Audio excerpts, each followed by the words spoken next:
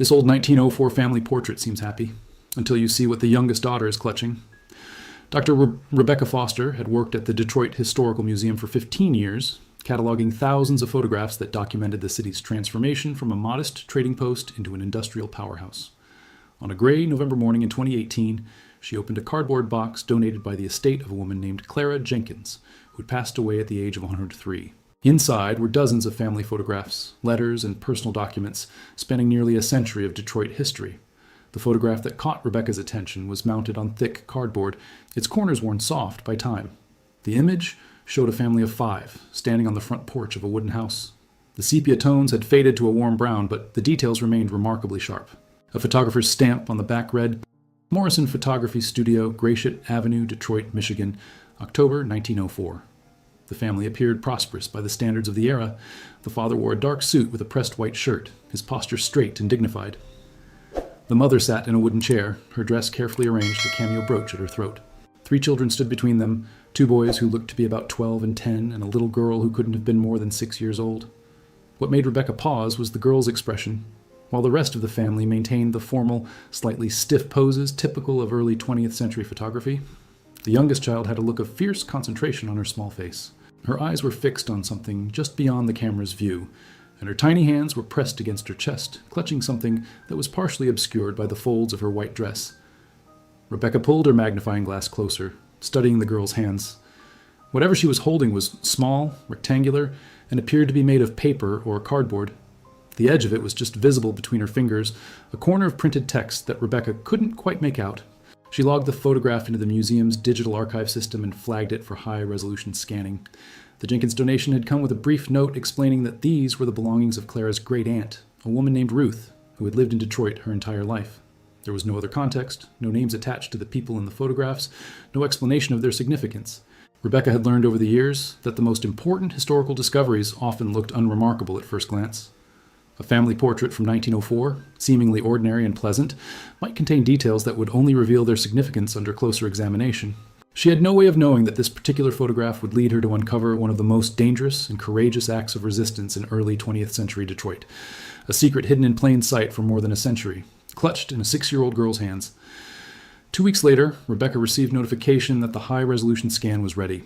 The museum had recently invested in scanning equipment capable of capturing extraordinary detail, allowing researchers to examine photographs at magnifications impossible with traditional methods.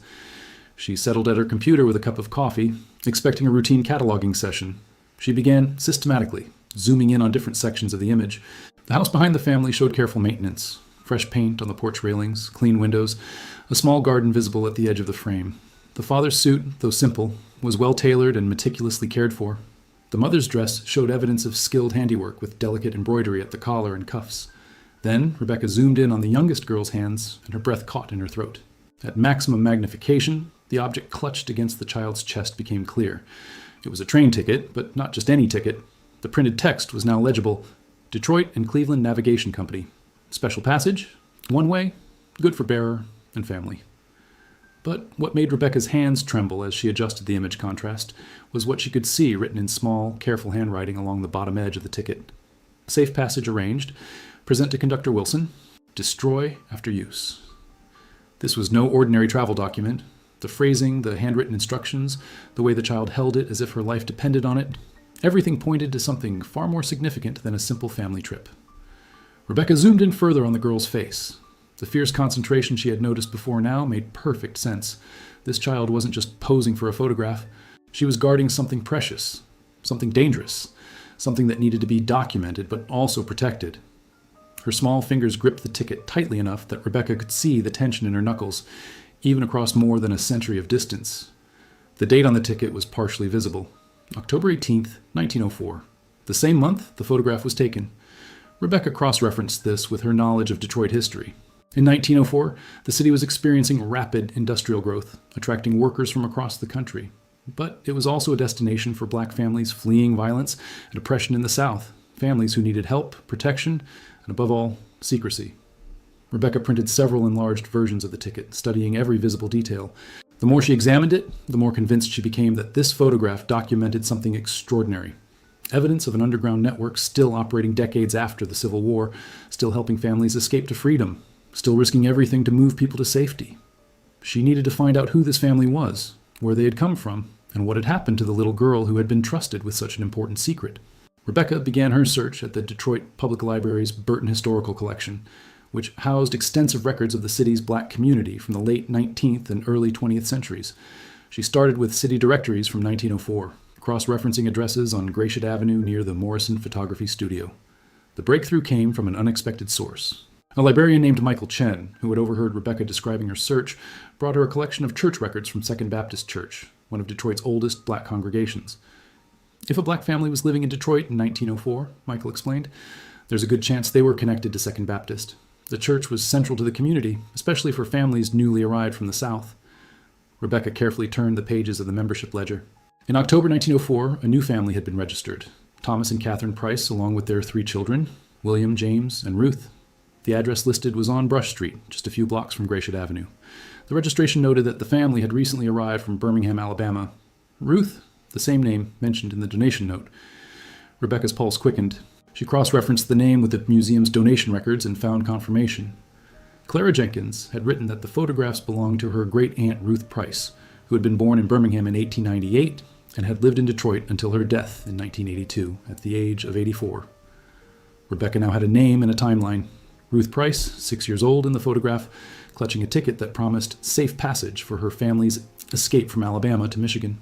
But the bigger questions remained, why did they need to escape?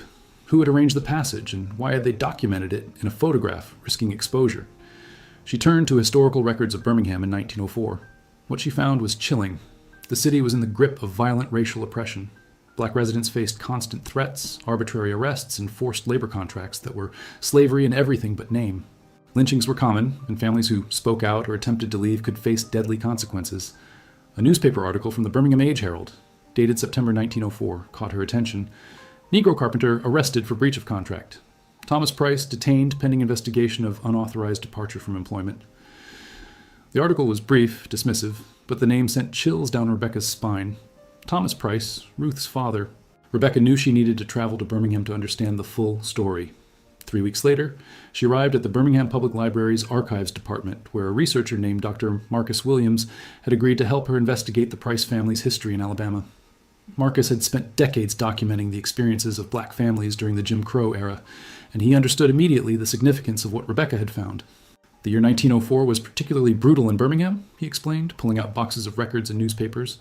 The convict leasing system was at its peak. Black men were arrested on fabricated charges and then leased to mining companies, steel mills, and railroad construction crews. The mortality rate in those labor camps was devastating. Together, they pieced together Thomas Price's story.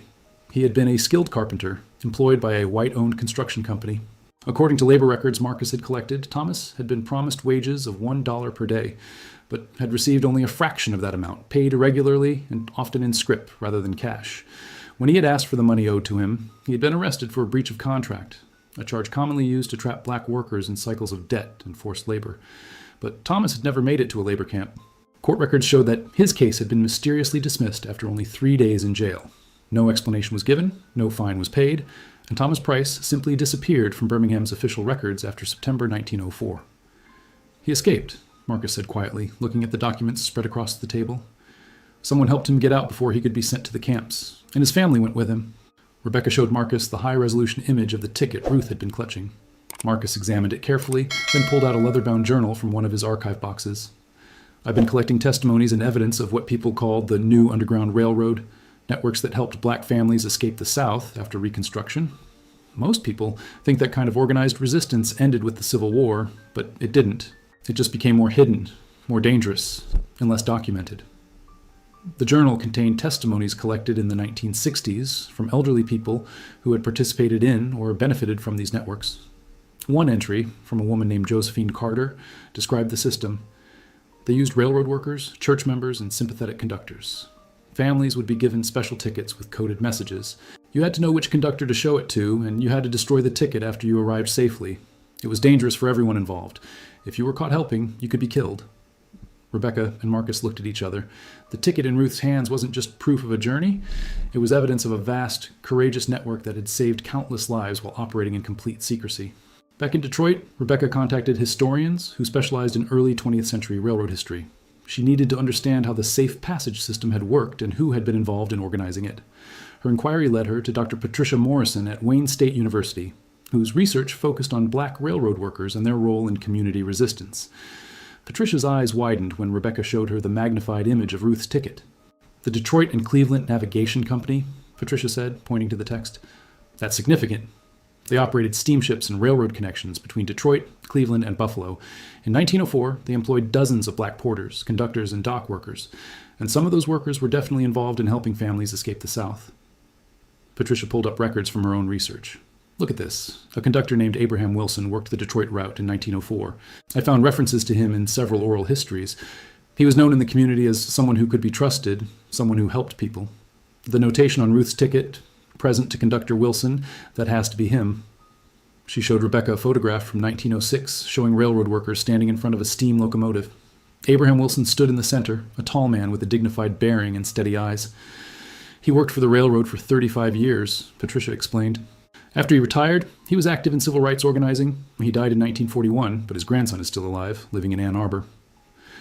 2 days later, Rebecca sat in the living room of Marcus Wilson, Abraham's 83-year-old grandson. The walls were covered with family photographs, including several of Abraham in his conductor's uniform. Marcus listened intently as Rebecca explained what she had found. "My grandfather never talked much about the details," Marcus said slowly. "But he told me once, when I was a teenager, that the most important work he ever did wasn't on the official schedule. He said there were families who needed help, who needed someone they could trust to get them safely from one place to another. He said he carried messages, helped arrange passages, and sometimes delivered tickets to families who were preparing to leave everything behind." Marcus went to a cabinet and pulled out a small metal box. Inside was a collection of his grandfather's personal papers. Among them was a small notebook, its pages yellowed and fragile. "This was his personal record," Marcus said, opening it carefully. "He kept it hidden his entire life. After he died, my grandmother gave it to my father, and my father gave it to me. I've never shown it to anyone outside the family." The notebook contained names, dates, and routes, a coded record of families Abraham had helped between 1902 and 1920. On a page dated October 1904, Rebecca saw an entry that made her throat tight. "Price family, Birmingham to Detroit.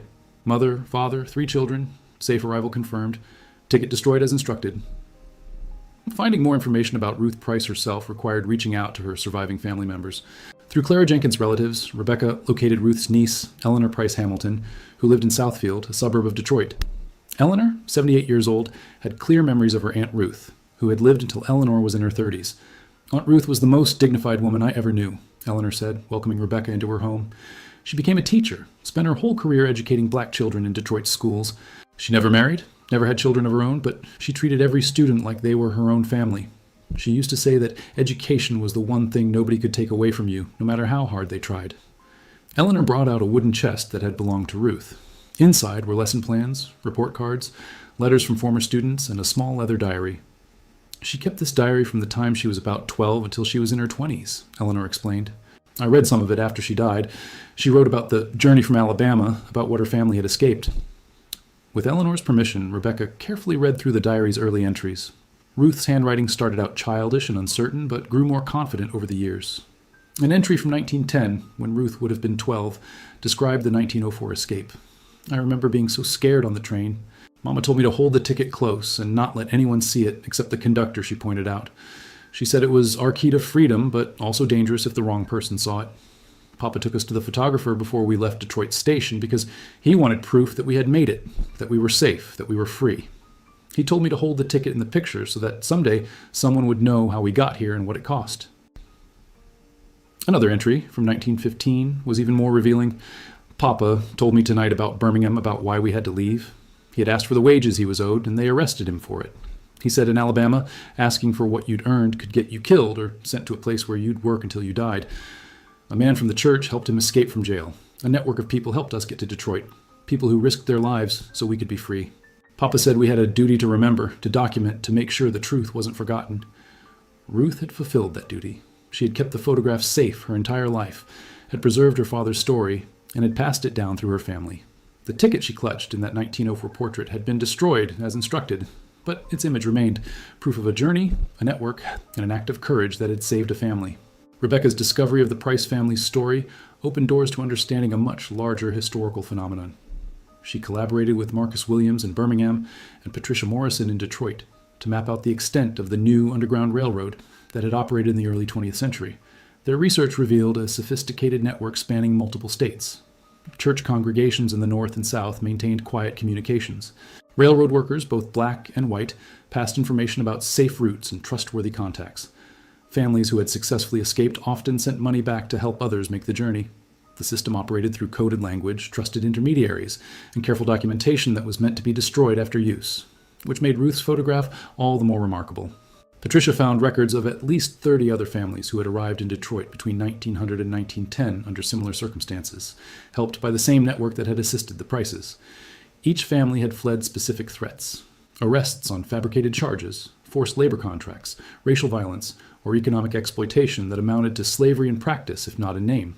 Marcus discovered documentation in Birmingham of the people who had helped families escape.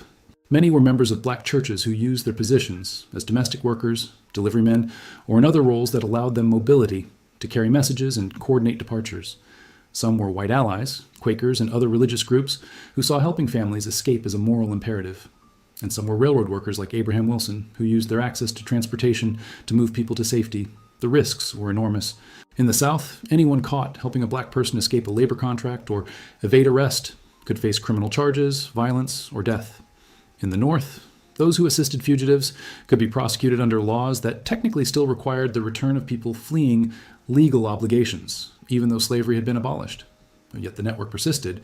Rebecca found evidence that it operated until at least 1920, helping thousands of families relocate to northern cities where they could build new lives with greater safety and opportunity. Detroit, with its growing automobile industry and established black community, was a primary destination. The photograph of Ruth Price, clutching her ticket with such fierce determination, became a symbol of this hidden history, a visual record of courage, resistance, and community solidarity that had been hiding in plain sight for over a century. Understanding the full weight of what Thomas Price had risked required Rebecca to dig deeper into what had happened in Birmingham in the days before the family's escape. She returned to Alabama and worked with Marcus Williams to piece together the timeline from court records, newspaper articles, and church documents. Thomas had been arrested on September 15, 1904, charged with breach of contract for demanding unpaid wages from his employer. The typical trajectory for such cases was swift and brutal: a quick trial before a sympathetic judge, a fine the accused couldn't pay, an immediate transfer to a company that would lease the prisoner's labor. Men sent to the labor camps rarely survived more than a few years. But Thomas never made it to trial. Marcus found a notation in the jail's logbook: Prisoner T. Price released on recognizance September 18, 1904. Case dismissed. No explanation. No record of who had posted bail or why the charges were dropped. Just a sudden, inexplicable release. A letter preserved in Second Baptist Church's archives in Birmingham, written by a reverend named Joseph Garrett, provided the answer. Garrett had written to a colleague in Detroit in October 1904. "We have assisted another family to safety. Brother Thomas was taken from jail through means I cannot detail in writing. The danger to all involved was considerable. The family departed within hours. I pray they have arrived safely in your city and found the assistance we arranged." The means Garrett couldn't detail became clearer through oral histories Marcus had collected. In several testimonies from the 1960s, elderly people described how the Birmingham network operated: sympathetic jailers who could be bribed or persuaded to look the other way, false paperwork that created confusion about a prisoner's status, and coordinated efforts to move people out of the city before authorities realized what had happened. Thomas had been given perhaps 24 hours warning that his release had been arranged and that he needed to leave Birmingham immediately with his family. Everything they owned had to be abandoned. Catherine had packed what they could carry: clothes, a few precious photographs, documents proving their marriage and their children's births. They had left their home, their community, everything familiar, with no guarantee they would reach safety. The train journey from Birmingham to Detroit took approximately 36 hours, with changes in Nashville and Cincinnati. For those hours, the family lived in constant fear of being stopped, questioned, or sent back. The ticket Ruth held was their protection, but also their greatest vulnerability. If the wrong person saw it, if they showed it to the wrong conductor, the entire plan could collapse. Thomas had documented that moment of terrible uncertainty in the photograph, showing his family safe in their new city, while his youngest daughter still clutched the evidence of how they had arrived.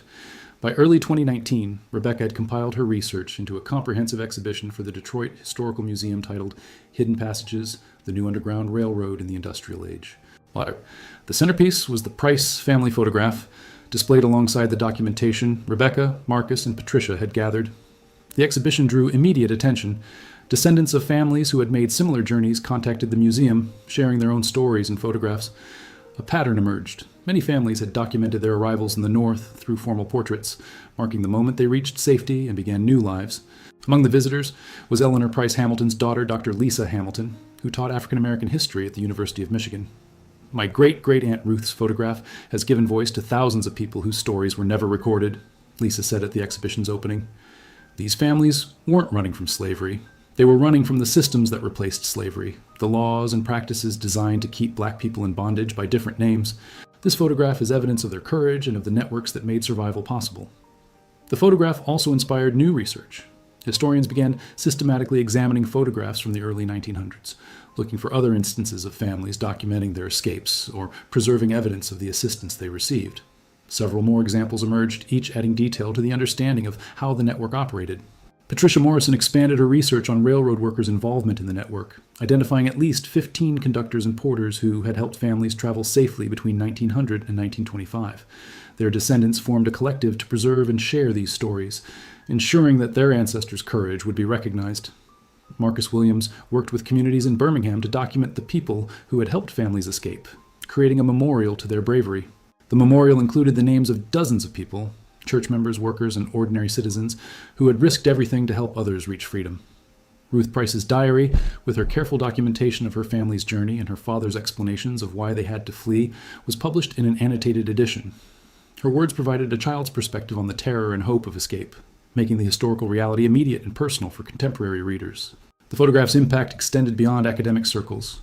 It was featured in a PBS documentary about the Great Migration and its precursors, helping millions of people understand that the movement of black families from South to North wasn't just economic. It was often a matter of survival, requiring courage, planning, and the help of networks that operated in secret for decades. The exhibition at the Detroit Historical Museum remained on display for 18 months, and the Price family photograph traveled to museums in Birmingham, Chicago, and Washington, D.C. Each venue added context about local networks that had helped families escape oppression and build new lives in the early 20th century. For Rebecca, the project had transformed her understanding of how historical evidence survives and what it can reveal. A single photograph, carefully preserved through 4 generations, had opened a window into a hidden world of resistance, courage, and community solidarity. In June 2020, the Detroit Historical Society dedicated a permanent gallery to the stories of families who had come to the city seeking safety and opportunity between 1900 and 1930. The Price family photograph held the central position, Ruth's fierce young face and tightly clutched ticket serving as a reminder of what it cost to reach freedom. Eleanor Price Hamilton, 91 years old, attended the dedication ceremony. "My Aunt Ruth used to tell me that her father made her promise something when she was young," Eleanor said, her voice steady despite her age. "He made her promise that if she ever had the chance to tell the truth about what happened, about what they escaped and who helped them, she should tell it. She kept that promise through her teaching, through preserving the photograph, through passing the story down. Now the truth she promised to tell is here for everyone to see." The gallery included interactive elements allowing visitors to trace the routes families had taken, read testimonies from people who had made the journey, and understand the network of helpers who had made escape possible. School groups from across Detroit visited regularly, learning about this hidden chapter of their city's history. Rebecca kept a copy of the Ruth Price photograph in her office, the little girl's determined expression, a constant reminder of why historical work mattered. Every object cataloged, every photograph examined, might contain another hidden truth waiting to be discovered and shared. Ruth Price had been 6 years old when she stood before the camera, clutching a ticket that represented her family's salvation and documenting a moment of extraordinary courage. She had lived another 76 years, teaching hundreds of students, preserving her family's story, and honoring her father's insistence that the truth must be remembered. The ticket itself had been destroyed in 1904, as Abraham Wilson's instructions required, but its image remained, pressed between a child's small hands, proof that, even in the darkest times, networks of courage and compassion worked in secret to help people reach safety. That truth, hidden for over a century in a family portrait, would now be remembered and honored for generations to come.